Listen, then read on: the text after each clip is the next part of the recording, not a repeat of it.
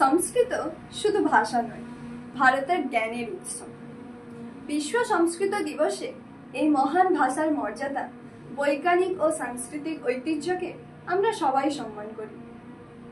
আসুন আজ এই দিনটি আমরা নিজেরাই নিজেদের সাধ্যমতো শ্লোক পাঠ করে, গীতা পাঠ করে, সংস্কৃত গান করে, নাচ করে, রামায়ণ পাঠ করে, মহাভারত পাঠ করে, 5 জনকে সংস্কৃত পড়িয়ে, 5 জনের সাথে সংস্কৃত ভাষাতে কথা বলে ইত্যাদি বিভিন্নভাবে পালন করি।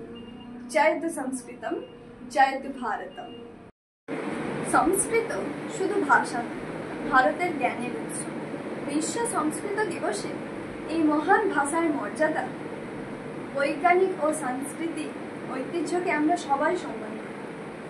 আসুন আজ আমরা এই দিনটি নিজের সাধ্যমতো শ্লোক পাঠ করে, গীতা পাঠ করে, সংস্কৃত গান করে, নাচ করে, রামায়ণ পাঠ করে, মহাভারত পাঠ করে, 5 জনকে সংস্কৃত পড়িয়ে, 5 জনের সাথে সংস্কৃত ভাষাতে কথা বলে ইত্যাদি বিভিন্নভাবে পালন করি। জয়তু সংস্কৃতম, জয়তু ভারতম।